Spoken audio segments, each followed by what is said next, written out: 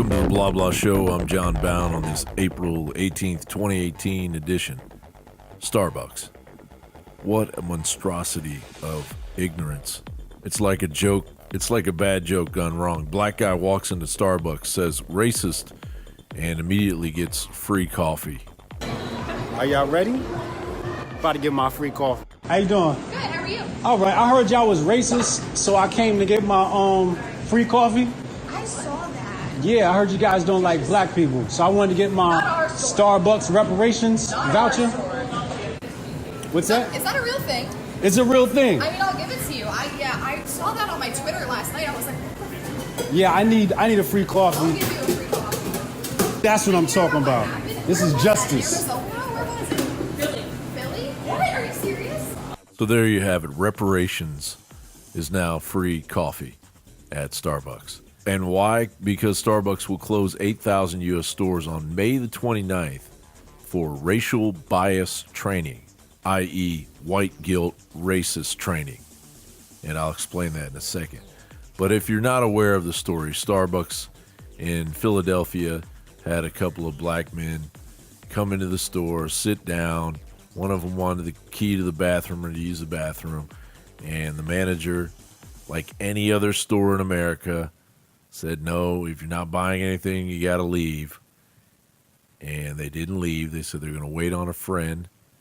And the manager called 911 and politely told the operator that she had two gentlemen, she didn't specify their race, in her store who won't pay and aren't going to leave. Pretty common stuff. Also the policy of Starbucks. And now, after this big to-do of two black folks being led away in handcuffs, which seems a little ridiculous. That seemed a little dramatic, but they were politely interviewed by the police and were given every opportunity to just leave, but they didn't. And now the Starbucks CEO is going to buy into this complete hypocrisy that these two black gentlemen were treated unfairly by their staff. Joining me now to discuss the incident and how the company is handling it is Starbucks Executive Chairman, that's Howard Schultz. It is an interview that you will see only on CBS this morning. And Howard, we really appreciate you taking the time to join us this morning. Thank you, Gail. Listen, we have all heard the phrase driving while black, shopping while black, and now, Howard, there's a hashtag that says Starbucks while black. You see and you hear that and you think what? Well, I'm embarrassed, ashamed. I think what occurred was reprehensible at every single level. I think I take it very personally, as everyone in our company does, and we're committed to making it right. They're committed to making it right. They're committed to accepting their white guilt and actually creating more racism and more division. I know that this is something that is true of a lot of my peers. It's happened to me more times than I can count on two hands. The reason for ejecting someone is really pretextual and based on somebody's protected characteristic, their race, their color, their national origin or religion. That's where the law prohibits ejecting somebody from your establishment. It's really unfortunate, but that seems to be the experience of a lot of black people in America right now. So that's USA Today's take on the millennial generation's viewpoint of racial bias in America. And I do agree that a racial bias does play a certain role in America, but it's not exclusive to black people. I was beaten up by a Mexican police officer on Christmas Eve for no reason, basically, just because he was angry and wanted to take it out on a gringo, as he repeatedly called me, after he handcuffed me and threw me to the ground and put his boot on the back of my neck on Christmas Eve for nothing. His superior showed up, apologized, and I was let go. The guy was raging. He was having a mental breakdown, a racial mental breakdown. I was driving through Mississippi. I was driving through up Highway 61. I was heading to Clarksdale, Mississippi, to the Blues Museum. I'm a huge fan of Delta blues music, of Mance Lipscomb, Son House, Robert Johnson. I was listening to Muddy Waters' album Real Folk, a young Buddy Guy on guitar, Willie Dixon on bass, and Muddy, and they're all just playing acoustic. And I was just flipping that cassette over and over again in my car. Actually, it was a truck.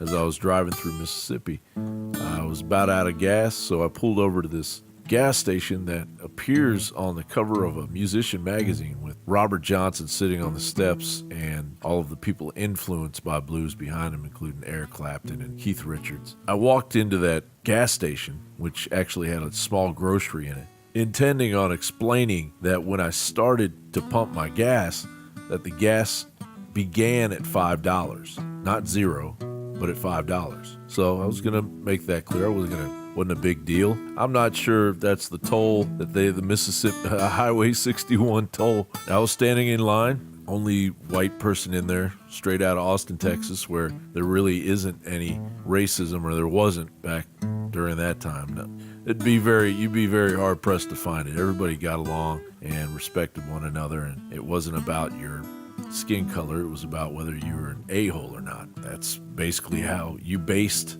your friendship with one person to another here in Austin, Texas. But of course, you go into the rural parts of America, and it's still very segregated. There's a hardcore, brutal past that's always lingering in the air, and it's tied to the grandchildren through their grandparents and even their parents of the brutality that they experienced back before civil rights took over in America. Well, I was standing in line, and there's a guy behind me who's probably the same size as Shaquille O'Neal, wearing overalls, not very friendly. He's looking down at me like he wants to slap me.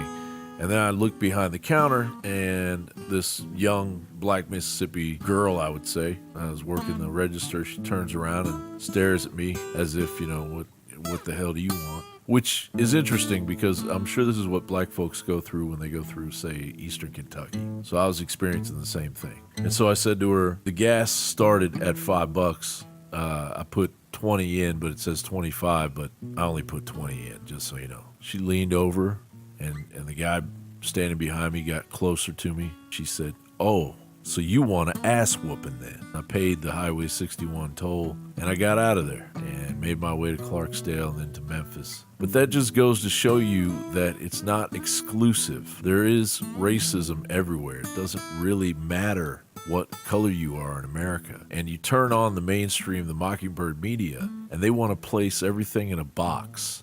They want you to jump in that box and feel guilty for your skin color, when the majority of us are mutts. We're Americans. This is a divide and conquer strategy. And I truly believe that by Starbucks CEOs coming out and embracing all of this white guilt, that they are actually being racist. Because when you have a policy that you got to buy something or get out, you either buy something or get out. Who knows? Maybe they were going to go against, maybe that was their intention to begin with, was to use this as some kind of racist bulwark into the American consciousness. Well, they did it, but you know what? I'm not buying it. And there's a lot of other Americans that aren't buying it either.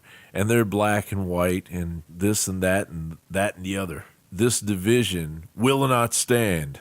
United we stand, divided we fall. Now, coming up after the break on BlaBlaShow.com, Jon Rappoport's going to delve into the communist censorship legislation being toted around by a California senator, where fact checkers will rule media and control the disinformation machine. You can always find us at dailynewscollective.com, at BlaBlaShow.com, on YouTube at JonBownePolitix, on Gab.ai at JonBownePolitix, and Twitter at NewsBound. Jon Rappoport after the break. You want the news and you want it now. Now? Now! DailyNewsCollective.com will slap you right in your information goblin noggin with news as it drops. Immediately. From a range of RSS feeds gorging your hunger for news. I did not have sexual relations with that woman. What difference at this point does it make? It is our job to figure out what happened and do everything we can to prevent it from ever happening again, Senator. Now, Shit, it makes him feel like a goddamn animal. Quiet. Because he was. World news, U.S. news, the economy, politics, sports, culture, weird news, and more. DailyNewsCollective.com. News you can use right now.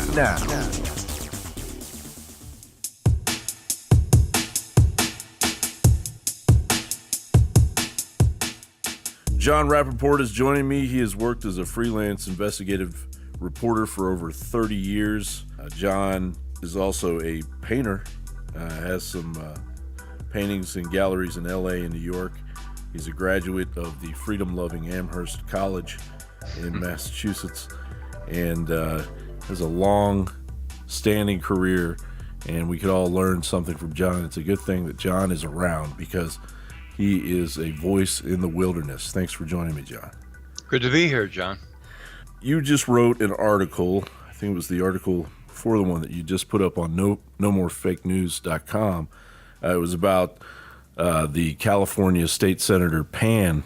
What I can find on this guy to begin with is that he was a pediatric professor at UC Davis, which is a very left-leaning, almost socialist college. Wouldn't you agree? Well, I would say it's left-leaning. I don't know too much about it, but I do know a professor who teaches there who thinks it's a pretty fascist institution. And he was the one that developed and was successful in passing Senate Bill 277 about vaccines, which you also reported on when that happened. Yeah, Senator Richard Pan, that's right. Right.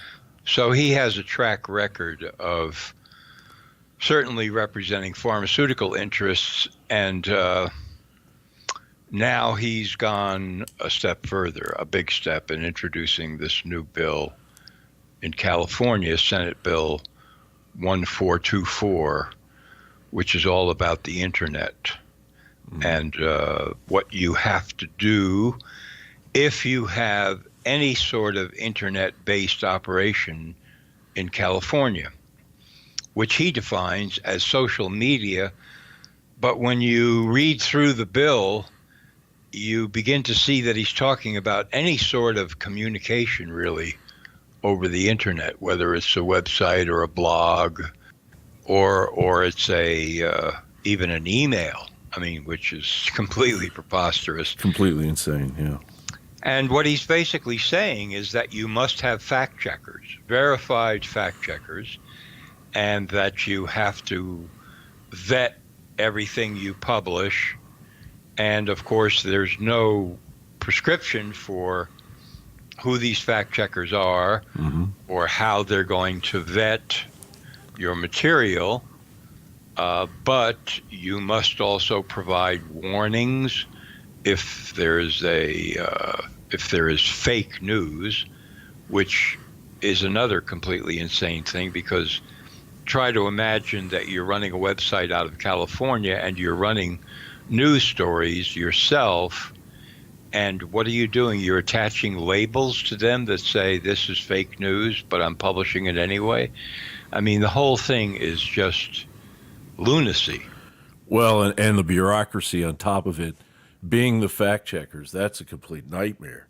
But to get down to the nitty-gritty of what he writes, he says, the strategic plan shall include, but is not limited to, all of the following: a plan to mitigate the spread of false information through news stories. Now, let's just start with that one. They're going to let a lot of false information go that they're okay with. I was doing a report the other day on statues being taken down. It may have been removed already of President McKinley in California. It's apparently offending this tribe, the Weehat tribe in California. And the news report, it was, and I don't know if this matters or anything. It doesn't really matter, but the way it was presented, the anchorman was black, and he was upset about it too, obviously, and he was reporting it with this authoritative voice. And he had said one of the things about McKinley was that he had been a supporter of the KKK. Now, McKinley was never a supporter of the KKK, and yet there it is on local news. And that kind of misinformation is going to pass just fine.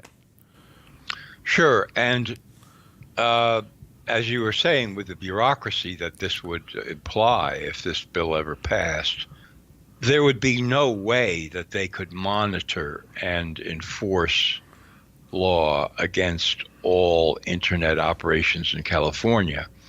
So what they would do is they would pick a few key issues the state government I'm talking about. And that would be, for example, immigration, gun control, and vaccines. And they would say, well, let's start here. So let's throw a net over the web in California, and let's start accusing people who run websites and blogs and so forth of dispensing false information when they question the safety and efficacy of vaccines, and require them to submit to fact checkers and label many of these stories as fake news. And if they don't, and of course we have punishments for them, fines, whatever, jail time.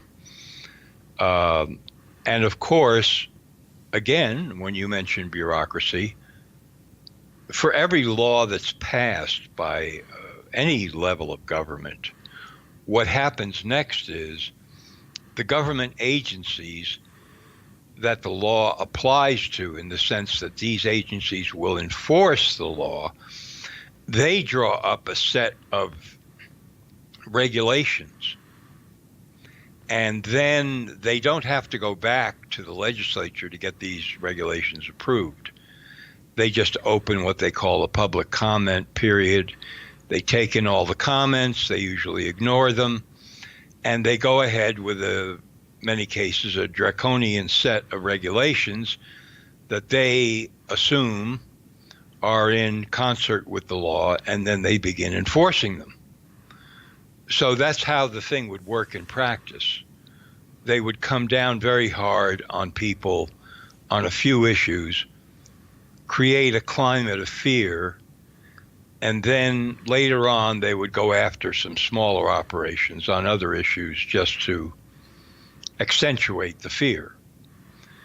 And they would, mete out punishments, and the whole thing would be the Ministry of Truth, George Orwell, 1984. Absolutely. Or is presently happening, and the Chi-Coms have their vast ranking system that monitors the behavior of its enormous population. And it's a system based on social credit, it's called. And it seems like that would be the next step. And it also makes you wonder, or scratch your head and think, take a step back and think, who's he funded by? Because this is happening in China right now, and it really started happening in 2014, but it's really taken off, and it's going to be fully operational by 2020. Are they trying? Is there more research we can do on Senator Pan here in order to see just how deep this goes? Well, we do know that he's accumulated more pharmaceutical campaign money than any other state senator in California. We know that he is a pediatrician. Beyond that, we don't have a whole lot of history on him, but I think that more can be discovered. I see him, in a way, as the leader of test runs, because this is frequently how programs, totalitarian programs, are enacted. Yeah. Okay, let's try this bill, and let's see what happens. Let's see how much public protest there is. Let's see how many senators want to vote for it, and the ones who don't, what would they vote for? All of the usual kinds of analysis that would accompany introducing a bill like this, even not particularly expecting it to pass the first time around. Right. Just to get a grip on the reaction to it. Okay, now we have a report on what happened to Senator Pan's bill. Let's really dig into this, and let's see how we can strengthen this position the second time around when we introduce a new piece of legislation that is somewhat different in wording, contains some of the same abuses, and let's see how far we can make that one fly. It's a step operation, to use a term from the intelligence community. It has a series of steps that are designed eventually to get these people to the goal that they're looking for, which is always complete control. Right. And well, this time last year, Assemblyman Rob Bonta, you remember, from the Democrat from Oakland, he was pushing that bill that essentially made communism a working political affiliation in government in California. Oh, yeah. There have been, and Pan himself introduced another bill, which, as far as I can see, didn't make it through, called SB 18, the Children's Bill of Rights in California, which, if you read between the lines, is a clear statement that these guarantees for children make the state basically the controller of children rather than their parents. Right. And it extends through medical issues and other social issues and so forth. So California is a hotbed for these test runs and attempts.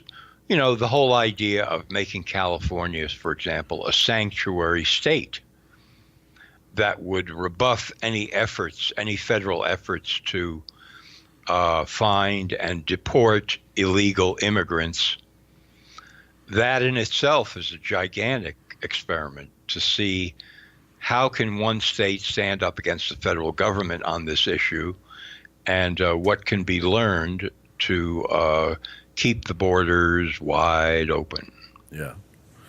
It also states in this bill that as used in this section, social media means an electronic service or account or an electronic content, including but not limited to videos, still photographs, blogs, video blogs, podcasts, instant and text messages, email, online services or accounts or internet websites, profiles or locations. So just about anybody that can be censored will be censored under this bill. The bill, I would imagine, doesn't have much of a chance, but the fact that there will be representatives of this representative democracy that we live under that will actually vote in favor of this bill that clearly goes against the First Amendment, that says Congress shall make no laws respecting an establishment of religion or prohibiting the free exercise thereof, or abridging, which is a huge word, abridging the freedom of speech or of the press. Abridging the freedom of speech or of the press. Now, there's a lot of law talk out there that will try to tell you that freedom of press and the freedom of speech can be abridged. But according to the First Amendment, the law of the land, it cannot be abridged. It appears that California wants to become, in essence, a part of either Agenda 21 or basically a communist state. Yeah, certainly a totalitarian state and massive control over the people who live there. I mean, that is the objective. That's what they're shooting for. And they've spun completely out of control. I mean, as you say, this completely contravenes the First Amendment of the Constitution. So it would have enormous challenges if it passed on constitutional grounds. But there are more and more people, including legal scholars and lawyers, who are arguing that free speech has to be abridged and controlled. Yeah. The whole business about fake news is exactly that. Well, you know, we certainly allow free speech, but if people are dispensing and distributing fake news, which is designed to give people lies that are injurious to government, to social causes, etc., favored social causes, then we have to stamp that out. Absolutely. Well, isn't it amazing we live in this age where CNN can be completely lopsided and biased on their coverage, the New York Times, the Washington Post, and since they hold the high ground, they continue to, well, twist the narrative. And then you have the flip side of that, the independent journalists, the citizen journalists, who don't have as much experience that you do, where you vet your sources, where you use actual techniques of journalism in order to vet your story.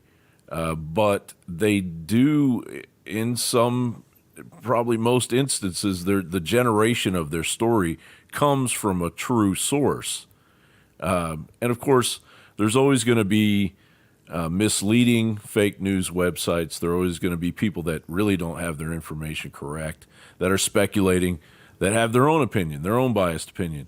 But the true war here is between the biased mainstream media, which is completely bought and sold and controlled by, the CIA, basically, going back to the 1950s at the very least. And on the other side of that, freedom of speech, freedom of the press through independent journalism and truth seekers. And there's many truth seekers that are professionals, too, that have been quieted over the years. But the fact that we live in a completely biased culture when it comes to the news, wouldn't CNN, wouldn't the New York Times, wouldn't the Washington Post, when they get caught presenting their biased opinions based on irrelevant facts or just flat out lies, wouldn't they be the first ones to get a warning label? If we lived in a half-sane world, they would, yeah. That would be the first target. Well, we know where the bulk of the fake news is coming from. It's coming from the New York Times, the Washington Post, CNN, et cetera, et cetera. So let's go there, and let's say that they can't operate in California unless they prove that their stories are true, et cetera, et cetera. That's well, and you would think that, but of course that's not the case.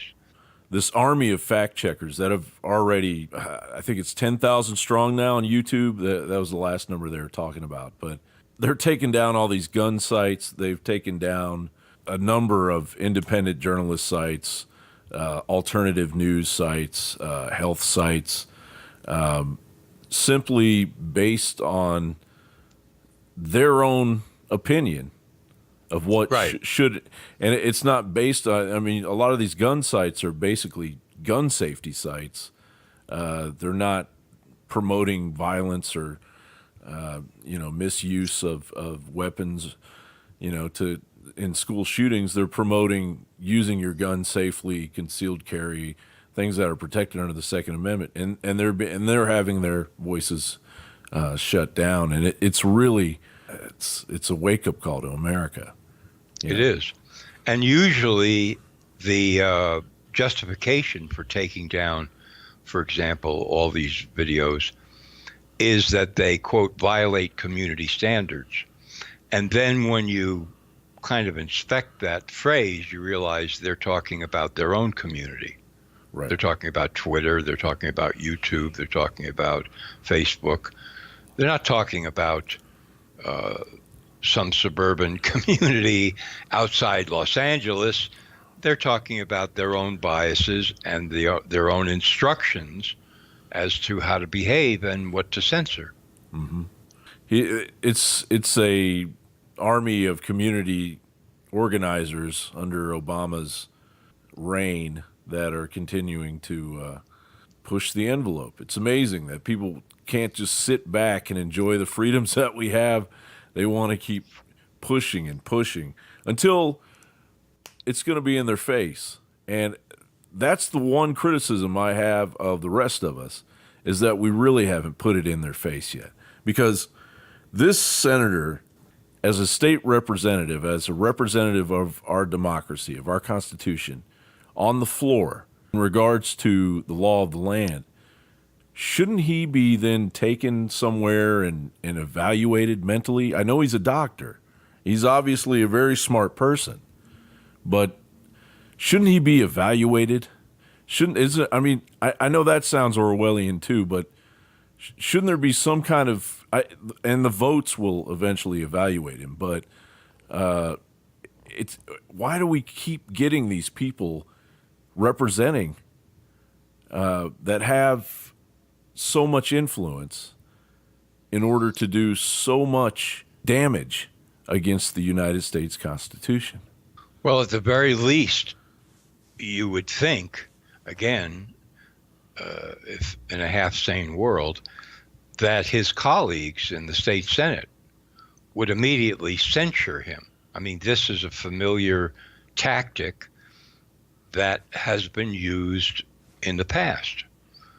Somebody is so out of line that the rest of the people that he works with in these legislative bodies get together and they say, this guy is out of his mind. He's advocating something that is criminal, so we are going to develop a resolution and vote on it and censure him for having the nerve to bring up such a vile bill before the state Senate, because it defames all of us. It puts us in a horrible light. It makes us seem that we are just a bunch of lunatics running around deciding on anything that we want to do. So let's, in the strongest possible language, let's censure him and send a message to his district that we really don't want him here anymore. Well, that would be great. Yeah, I mean, that is part of the rules and the regulations of all legislative bodies and has been used in the past. But the problem now is that because of a combination of hypnotically asleep voters and basically little fascist puppets running around, running for office, these legislative bodies are filled with enemies of the Constitution. So they don't censure their colleagues. They don't even blink when something like SB 1424 is introduced. They just kind of sit back and they say whatever they say, and maybe they say, well, this is interesting, it won't pass, but we'll see what happens later on. And they pay it no attention. They certainly don't focus on Richard Pan. He's just given a free pass.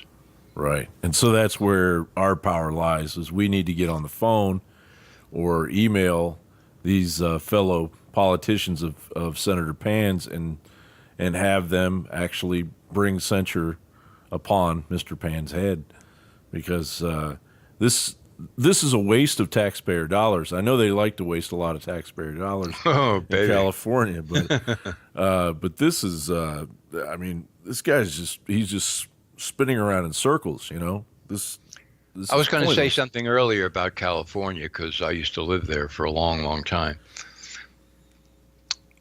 When I said they were spinning out of control, the government, they have a debt, government debt in California, which if you include what are called unfunded liabilities, which means obligations to pay into the future, the last figure I saw was $250 billion. And this was, verified. It was out in the open. It wasn't anything secret. Had to do with pensions and so on and so forth. So that's how far out of control the state government of California has gotten under a succession of politicians and governors and so forth.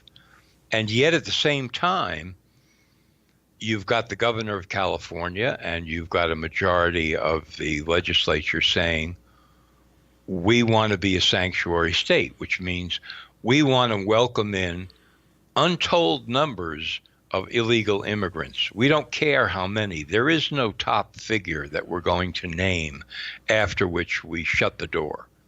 You'll never be able to get them to give you a top figure. And we will incur, among many other things, such as crime and so forth, more debt, more expenses, more payments for welfare and housing and free college education and et cetera, et cetera. We don't care. It doesn't matter to us. We don't care. What are these people thinking? Well, I have two answers to that. One is they're thinking like children that somebody will bail them out. Mm-hmm. You know, it's like the kid somehow gets a hold of a credit card that his parents give him, and they put on just some ridiculous limit, and he goes up to and beyond the limit. He thinks somebody is going to bail him out, in this case his parents. Well, that's part of the thinking in California. Somebody, like the federal government, will bail us out because we're too big to fail. That's number one. And number two, what I see as a more of a covert op that is not just California, but virtually every state of the union, and then the federal government, of course, is that this is intentional at the highest level. Oh, yeah.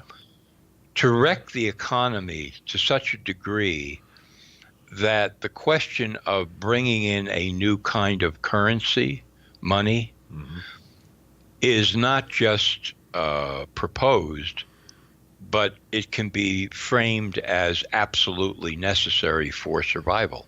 In other words, there will come a day when somebody's going to stand up in Congress, and this day could be soon, and say, here's the information on what's happening with state government budgets and debt, and here's what's happening with the federal debt.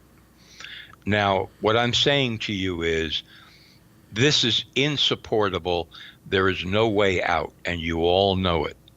There is no way that this can be solved except by forgiving the debt, which implies that we now have to go on a completely new basis for currency.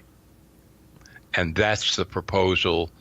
And I look forward to seeing bills presented on that basis, because otherwise the entire economy of the United States is going to sink into oblivion. Yeah, well, as of last year, California Policy Center was saying that California's total state and local debt totals $1.3 trillion. Okay, it's about 4 times what I said, 5 times. And that was last year. Yeah, and that was last year. So imagine you're the governor and you're sitting on top of that powder keg, and you're still signing laws that require massive expenditure of money that you don't have, and so on and so forth. You know, about 4 years ago, I decided that I would try to look into this question of California debt, because I lived there and because I've always been puzzled by the whole idea. I mean, I've read a significant amount on it, but, you know, simple questions like, well, if you've got a debt, then who is the creditor? Who do you owe the money to? And how do you propose to pay it? So I began making phone calls, and I got shifted around inside the California state government from one person to another, and so on and so forth. Because none of them probably knew. No, they didn't know. But one guy said, okay, I'm going to transfer you to somebody that might be able to help you. And I don't remember who he was. And he took my questions, and he said, well, what you're looking for is who is underwriting the California state debt. Yeah. In other words, who is guaranteeing that somehow it will be paid. And I said, okay, all right, I guess I understand that. So who is that? And then he started to tap dance around and whatever. And then he finally said, look at Goldman Sachs. I said, really? He said, yeah, Goldman Sachs. I said, so they're the underwriter. He said, look at Goldman Sachs. So I said, well, all right. I said, but why would a company like that, in their right mind, underwrite this horrendous debt that keeps on building in California? And he said, because taxes continue to be paid. He said, as long as the tax money flows, they're okay with the debt, because the interest is being paid off, or a significant amount of it is being paid off, and they feel like somewhere out into the future it'll just keep getting paid off.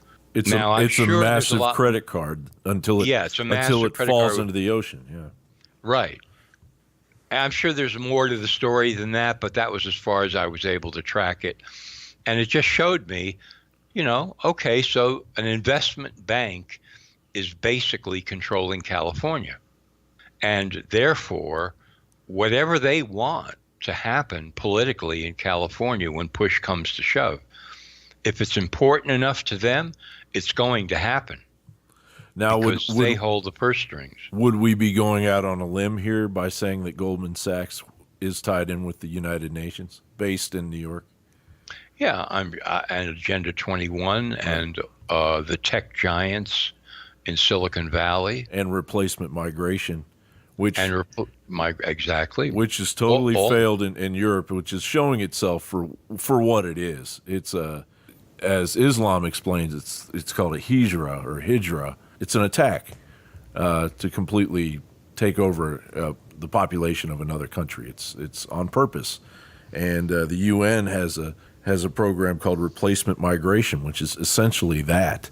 So if Goldman Sachs is underwriting California, and Goldman Sachs, loosely based out of New York City, but also it's global, is playing the game of the United Nations, then it's safe to say that California is the jump point for what we're seeing in Europe. I would say so, sure. Like I say, if Goldman Sachs decides that the California government is pursuing a policy, a major policy, not talking about little stuff here, that they, Goldman Sachs, don't want to have happen, then it stands to reason that they're going to make a little trip out there and say, look, you can't do this. Absolutely you can't. And we can make sure that you can't, because we can unsettle things for you. You understand what we're saying here? Oh, yeah. We hold the purse strings. So if they were against replacement immigration or just open borders, if Goldman Sachs really thought that was a destructive policy, or a policy that they just didn't want to be on the books, they would make it known in no uncertain terms. So as far as I'm concerned, the main things that are happening in California are observed and approved by Goldman Sachs. Yeah. Well, that's a good place to start. Yeah. Definitely, and to see the communication between the Chinese debt that we owe, and probably the behind-the-scenes hair-pulling that's going on with all the tariffs that Trump has thrown their way, and the trade war that's beginning. It could become complete chaos here eventually. I mean, it already is, but even more so. Yeah, because the Chinese, I think I saw a headline somewhere today about the Chinese deciding not to buy any more government treasuries, or that they've stopped buying them for the time being. The financial entanglements are endless as to, some people want to say, well, it's the international bankers. Yeah, sure, it is. But it's not just that. I mean, you're looking at a jungle, like a Rube Goldberg construction that has been built in order to support not just the financial structure of nations, but, the economic life of nations, trade, debt, people getting reelected because they're bringing money back to their districts, tax money, government money, invented money, borrowed money to finance projects in their own state. I mean, it's all interconnected. And at the top of the food chain, there are manipulations that continually go on to support this system, no matter who's in the White House or who's in the, presidency of any country. Right. Well, the U.S. debt to China is approaching 1.3 trillion, which is exactly what California owes. Yeah. So maybe we just turn California over to the Chinese and hope for the best. Call it even, right? and that's 19% of the 6.26 trillion in treasury bills, notes, and bonds held by foreign countries. Almost 20% of our country. And here we go into this. There's more to this trade war than meets the eye. There's absolutely there's a lot going on.